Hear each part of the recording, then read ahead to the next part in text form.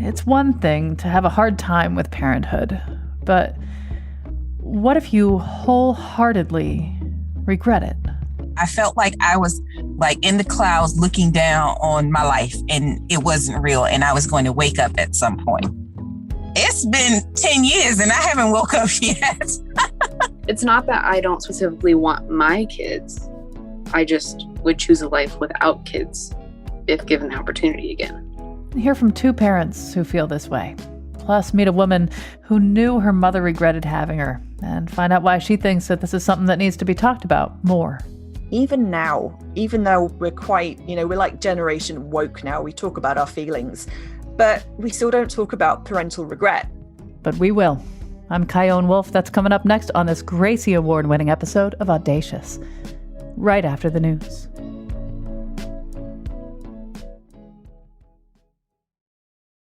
Hey, check this out. This show that you're about to hear just won a Gracie Award. It's a national award named after the actress and comedian Gracie Allen, presented by the Alliance for Women in Media. And it's the second time Audacious has won. This episode features people who profoundly regret becoming parents. And it's particularly special and meaningful to me. And I am deeply grateful to the women you'll meet on this show who opened up about something that people just don't talk about. And you know when you don't talk about the things that are painful, when you stay disconnected and fester in your darkest feelings, everything just gets harder. You'll hear, and they demonstrate how powerful it is to put words to difficult feelings. So props to our guests for saying yes to these interviews. To them, I want to say thank you. Not only did your voices just become recognized nationally, but you also need to know that this episode of Audacious is the most downloaded episode in our show's history by far, followed amazingly by the episode we did about antinatalism, the belief that it's immoral to have children. And from the emails I've gotten since the initial air date in June 2021, I can confirm that you are not alone. You embody what Audacious is doing, highlighting the uncommon experiences of everyday people and understanding the misunderstood. Whether having kids was the best thing that ever happened to you, or the worst, or something in between, or if you're like me, you're giddy because you never have to find out, I know you'll love this show, which, by the way, is edited for rebroadcast. On behalf of my amazing team, Jessica Severin D. Martinez and Katie Tolarski, enjoy.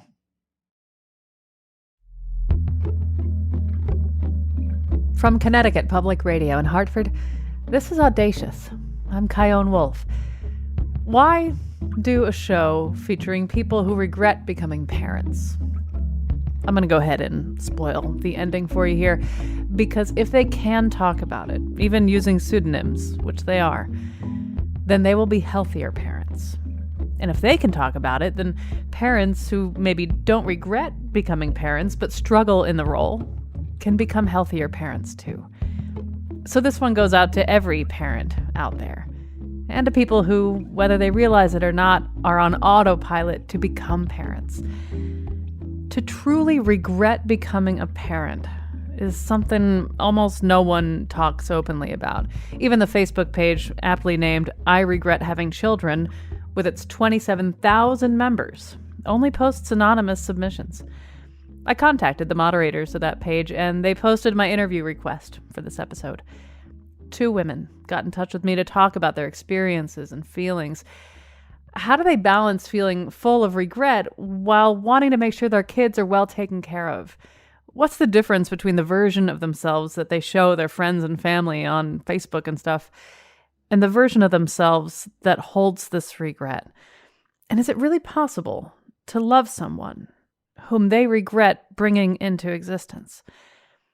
I want you to meet Anna from Iowa.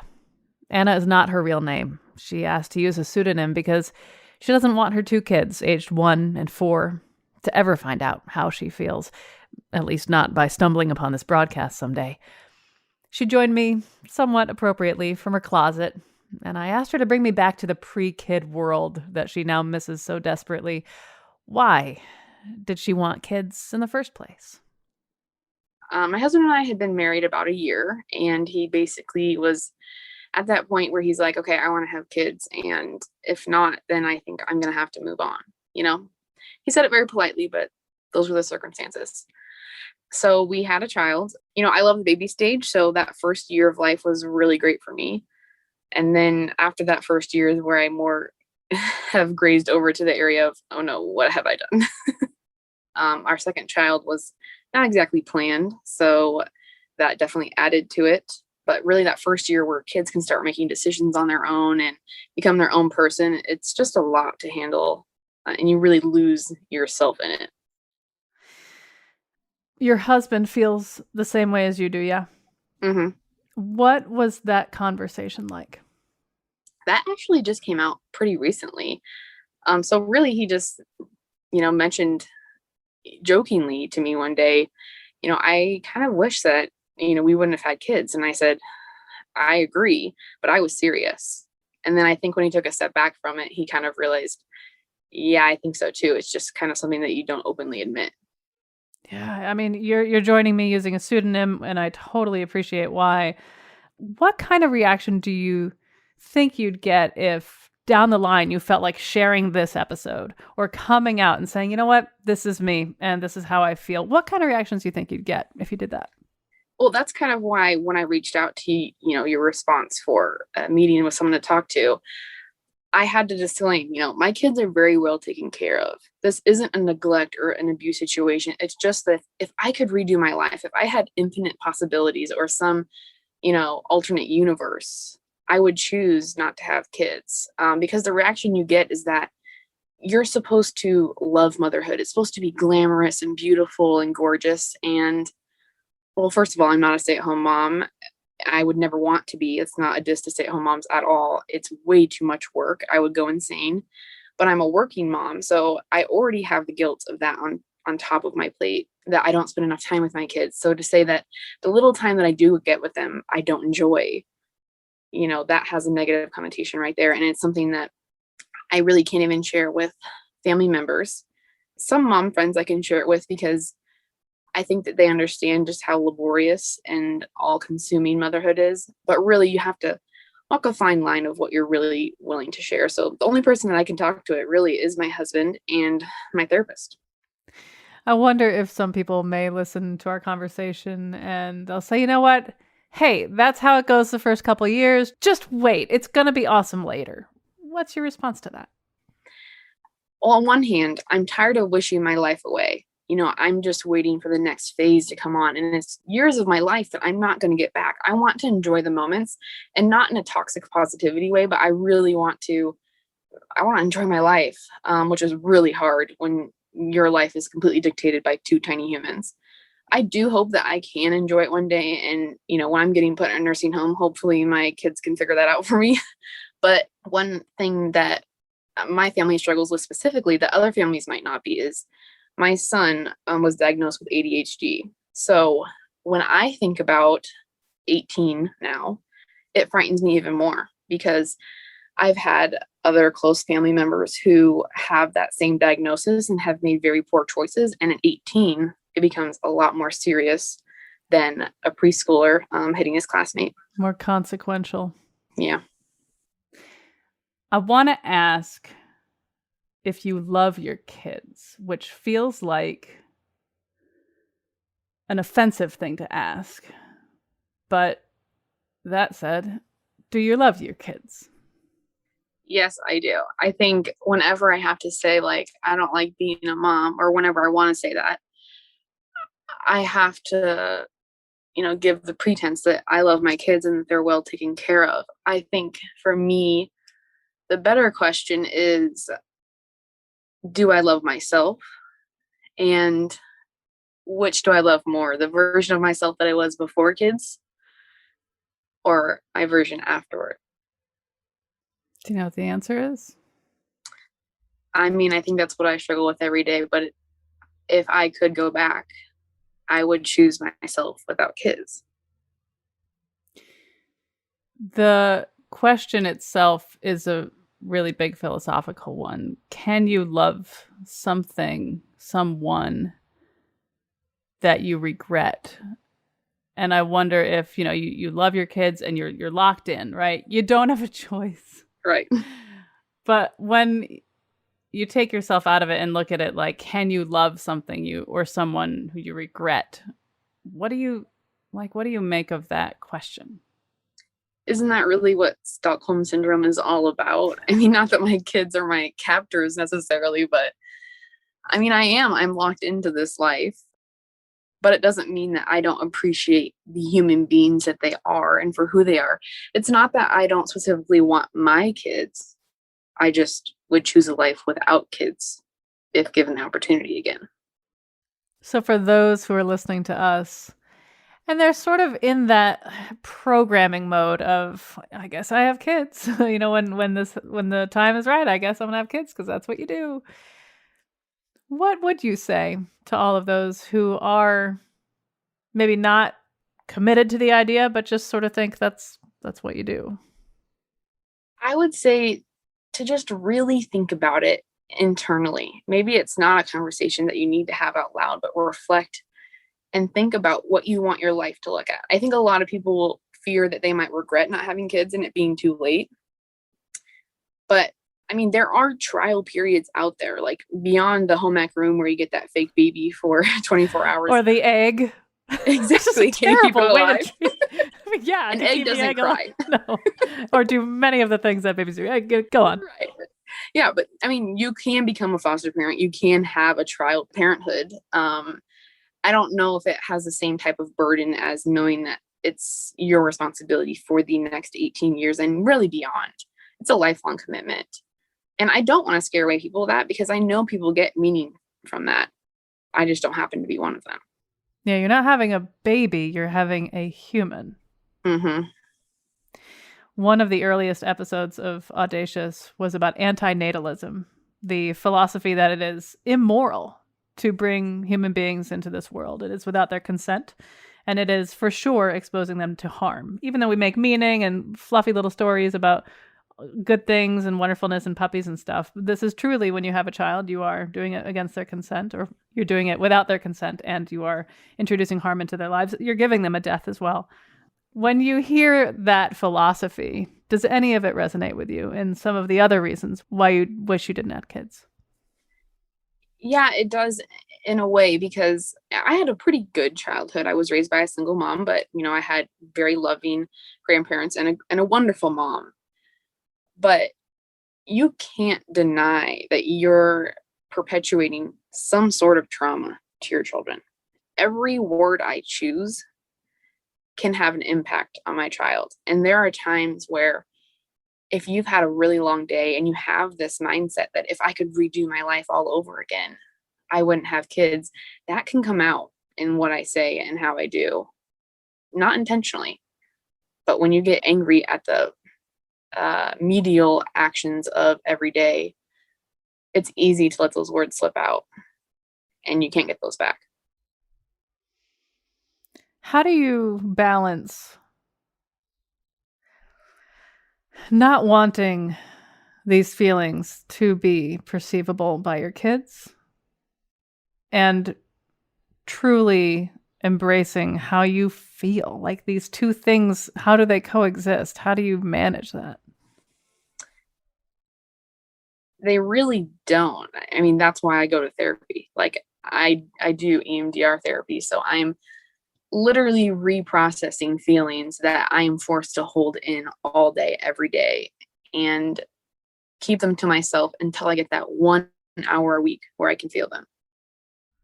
Forever. Yep. I saw your Facebook page because, we do some appropriate public radio stalking Sure. as part of production for these shows. And it's, pictures of family, kids. You think that'll be the way you present yourself for a long, long time? I think so. I'm able to be pretty transparent about how difficult I feel my life is, but there are boundaries and limits, and you have to choose what parts of yourself you're willing to share with others. So I think, yeah, publicly that will be my face for the foreseeable future. But I am honest to people who know me well, and deserve that piece of me, that life is hard, and I don't hide that.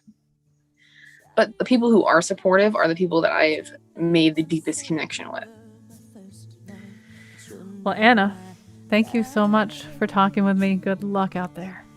Thank you so much. Have a great day. When we get back. Don't feel as though you're a bad parent.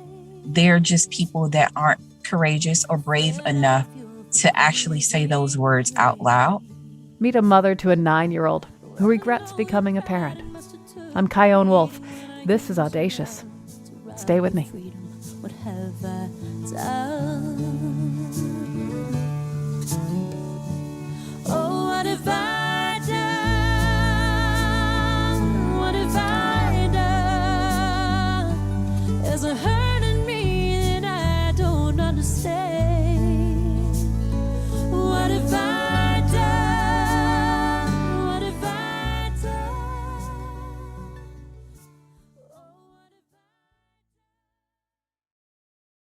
This is Audacious. I'm Kyone Wolf. We're meeting people who regret becoming parents. And I'm not talking about people who struggle as parents, because that's like all of them.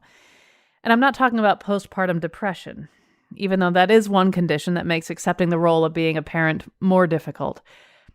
I'm talking about deep, painful, long-term regret for having brought a human being onto this planet. Tracy from Maryland, who's using a pseudonym so that her 9-year-old and her community won't know who she is, joined me to talk about all this from the privacy of her car. She told me about how she grew up with the usual 21st century American plan of getting married and having a kid or two. It's just, what you do. I asked her when she went from, yes, kids, to, oh no, what have I done? I think immediately after I took a pregnancy test, I was with a friend. It was around the holidays and we were shopping. And I think I kept going to the bathroom and stuff. And she was like, we haven't even left out the house and you went to use the bathroom, I don't know, 4 times. And I was like, yeah, she was like, you pregnant? I was like, girl, no. And she was just like, yeah, go, when you leave me, just go get a test or whatever. And I was like, girl, you wasting my money, whatever. And I went and got a pregnancy test and I got home that night and I took the test and I called her and I was like, oh, I'm sorry, can I curse? Yes. Okay. I was like, holy what am I going to do? So I called my mate at the time and he's like, oh, okay. All right. Well, I'm going to bed. Congratulations. And we were together. It was just kind of okay, I'm okay with it. You okay with it? So I called her back and I was like, holy what am I going to do? This is crazy. I probably said that, I don't even know, probably 50 times. And she was just laughing. At what point did you start to feel regret? Because I imagine that feeling that you experienced getting that pregnancy test and kind of maybe I've bitten off more than I can chew, this is scarier than I thought it would be. That's probably really, really common. And the regret thing, I think, maybe less common because it's not even allowed to feel that way. So when and how did you feel? I think the regret was a buildup over time. I think I went through a phase of, I think I'm dreaming. I felt like I was watching in the clouds looking down on my life and it wasn't real and I was going to wake up at some point. It's been 10 years and I haven't woke up yet. Probably after year 2, 3, I think it was just a significant buildup. I'm oh my God, I hate my life. I'm going to be the poster person for don't up your life. Don't have kids. I'd like to hear more about how you hold this tension within yourself, right? How do you go through your life knowing you can't change the fact that you're a parent and you are also full of regret for having a child? And so how do you hold this? So to a certain extent, I think I have a small select group of friends that I've shared my feelings with and have been able to be candidly honest without judgment. I think sometimes because the way society looks at parenting and becoming a mom is almost an expectation. And when you don't share those views, it's well, what is wrong with you? And I learned that early on when I would say this. So I was like, I literally hate being a parent. And I'm not one of those parents. And I feel like that say, oh, it's the best thing that's ever happened to me. I feel like all of that is a fairy tale. And that's what society wants you to believe. Like, they changed my life in such a way. And maybe for some, that may be their reality. But for the masses, I feel like a lot of people feel that way. They just are not courageous enough to speak their truth and their struggles about it. I have to basically live with the regret. And I sometimes find myself resenting my child because I may be struggling with something in particular at that given time. And it's hard to really find balance. I find that when I find things that I like to do, whether it's spending time with friends, I value that time where I can get away, or sometimes it's just sitting in my car to watch TV. Sometimes I just want to be by myself. Not that I want to do anything in particular. I just don't want to be bothered. So it's a balancing act. I wouldn't say that there's a quote unquote cure for living with this regret. Maybe it will go away in time once, my child matures and gets older, and the responsibility of me doing things kind of ceases as they become more independent. Maybe it'll shift, but as it stands right now, I don't want to. There's still a lot of regret, and there's still a lot of parenting that needs to be done. It seems like an offensive question to ask, do you love your child? But do you love your child? I do. And I do love them. But at the same time, if I had to do it all over again, I would be okay with them not being in my life. Like, I've definitely had moments where I felt as though, oh, I don't want to get up today, or I don't want to do life because this is just too overwhelming. Then you think about, well, if I'm not here, then who's going to care for my child or provide for my child the way that I would? And to me, that speaks to the level of love I have for my child. And, my child didn't ask to be here. So just by default, like, I have to do what I have to do. So I'm able to kind of separate the two, despite how I may personally feel. I feel like, having a child, it becomes your responsibility to get them to adulthood or a place of being self-sufficient. Yeah, and it speaks to the power of the position you're in, even though you don't want to be in it, that you can love someone you regret bringing into existence. Right. They didn't ask to be here. And it's something that you created. And by default, I just think you just innately develop a bond when somebody's a constant in your life, good, bad, or indifferent. You develop some sort of emotions or feelings towards that person or that thing because it's become a part of who you are. Speaking of who you are there things about parenthood that have made you happy? Like, things about this work and things about this relationship that have been positive for you? That's a tough question for me because I feel like it was a key word that you used there, which was happy.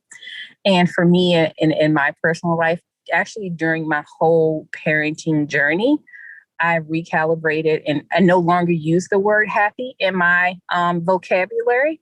That is not something that I feel like I believe in because I'm just having a hard time trying to decipher what happiness means. Because for so long in my life, I kind of tied happiness to kind of, the getting married and having a child. I felt as though, that would equate happiness. And that was the furthest thing from the truth for me. And so I can't necessarily say it's made me happy again, because I no longer know how to define what that looks like for me. Some people may, define it by success, or if I make a certain amount of money, all of those things that I kind of set as benchmarks in my life, I've reached them. However, I don't feel any different. I think that there are moments where it's like you enjoy your child or your children or what have you, but it's not, I personally, when I go to bed at night, don't say, oh, today was a good day and I felt so happy doing this or spending time. It's just draining to me. Innately, I'm an introvert. I like me. I like being by myself. I enjoy my company, and doing anything above and beyond that sometimes is a little bit overwhelming. So I can't say that I feel like they've brought me the sense of joy, peace, or happiness that I would have never known otherwise. I can't honestly say that 100%. Was adoption ever a possibility for you early on when that would have been easier? No, it wasn't, because it was something that I thought I wanted for so long.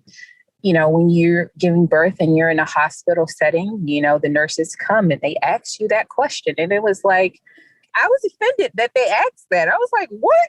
Who does that? So I was offended that they asked, but they do ask you that, like, before you leave the hospital, like, is this something you're going to do? Like, you have to sign these papers. And if that's what you're going to do, then you can just go ahead and fill out the papers there. But it was not an option for me at that time. Even if I had to do it all over again, I don't know in my conscience if I would be able to do that. I don't foresee me just like having a child and then giving it up for adoption. I think mentally for me, in the back of my mind, I'll always be thinking about their upbringing, whether they were treated right, so forth and so on. And if I were to find out at some point in time that they had a horrible childhood or something, then I would have to live with that. And I don't know if that's something that I could possibly live with. Do you think you would ever talk to your child about the feelings that you have about all this? That's something that I've always pondered. Oftentimes it's just like, I feel like my child has the right to know how I felt. And maybe they picked up on something. Maybe I was acting a certain way or what have you. I think it will give them context, maybe to some key things that they remember, from when they were younger or what have you. But, I'm a wrap it in a bow. I did the best that I could, despite how I felt. And I feel like that personifies the true definition of what love really is. I know that if you can go back in time, you would say to yourself, avoid getting pregnant.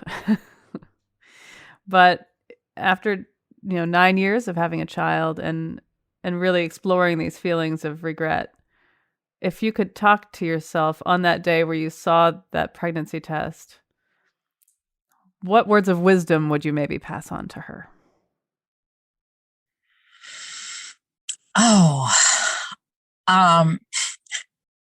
this is going to sound really, really bad.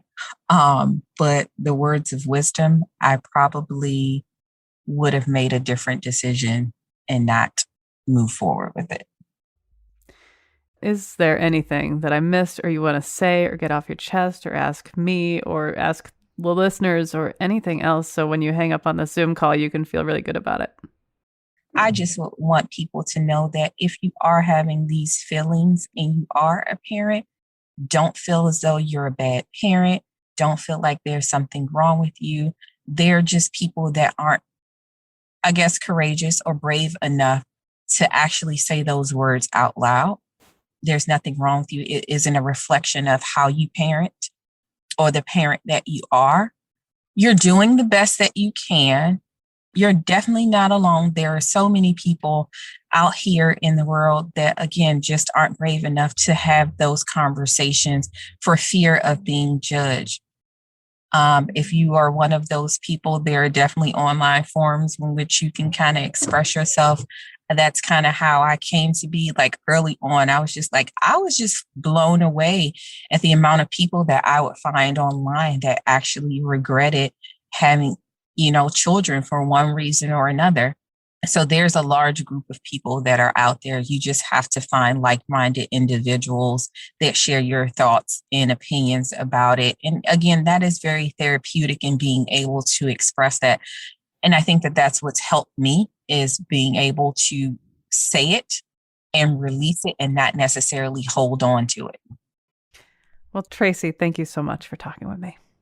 I appreciate you providing an outlet for me to, first and foremost, have the conversation. It was really huge and therapeutic for me and to be able to kind of share my thoughts and feeling with the masses. I truly appreciate all that you're doing. I think this was great, and it was by divine design that I came across it. So I definitely appreciate it. And like, again, I thank you so much because it was so therapeutic for me, and just being able to kind of blurt it all out is definitely good. Thank you so much. After the break. It would really hurt to hear that you were regretted and that you weren't wanted.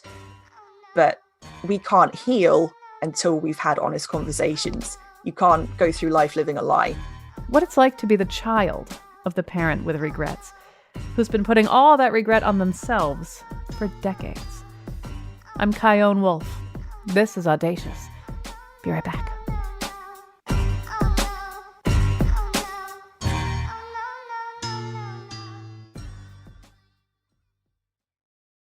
This is Audacious. I'm Kyone Wolf. We're talking about people who regret becoming parents. And I want to be really careful about how I set up this final guest, especially in contrast to the two parents you met earlier who talked about their feelings of regret.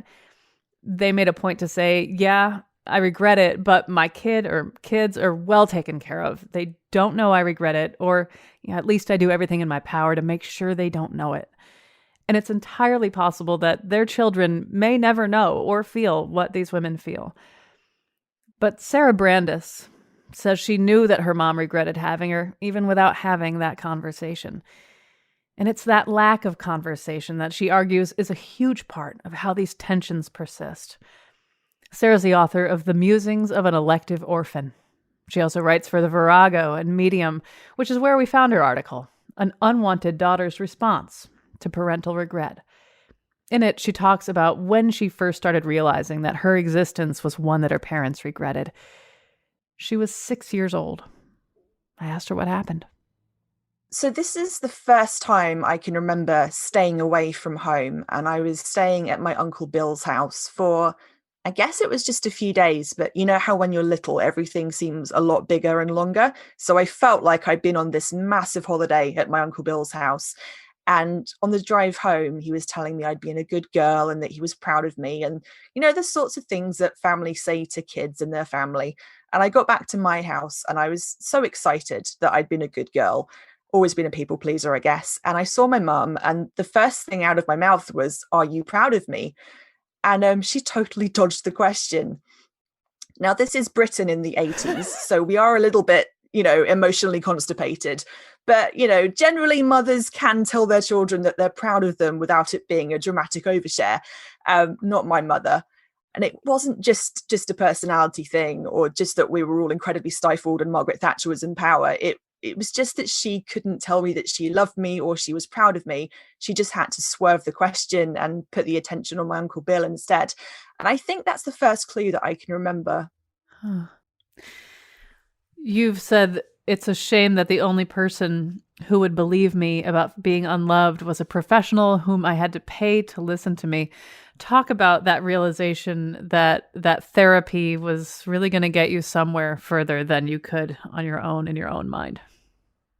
Yeah, I think this is what I'm the most bothered about these days, is that even now, even though we're quite, we're like generation woke now, we talk about our feelings, even in Britain, but we still don't talk about parental regret. So yeah, it's the sort of thing that's really taboo. So if you made up statistic, if you said that 9 out of 10 children are genuinely loved by their parents, then 1 in 10 person, they're not, but no, the other 9 people don't know that. And it's not acceptable to talk about it. So how do you explain the weird situation you're in? How do you explain why your parents aren't in your life? How do you explain the weird relationship choices you've made and your lack of self-esteem and all the problems that you have and why you're going to therapy in the first place? You can't just say, "Oh, my parents didn't love me and that led to a terrible childhood and lots of bad experiences that I'm working through," because people just give you side eye and they're like, "Really? Your parents didn't love you? Are you sure? I mean, they must have loved you. They must have loved you. They're your parents." And they don't get it. So it makes you feel like, I kind of felt like I was a fraud. Like I was imagining it. I had an overactive imagination, and people did say that to me as a kid. You're imagining it. You're taking this out of proportion. It's not that your mother doesn't love you. It's just that maybe she's stressed, maybe she's busy, and it makes you feel like you're a liar.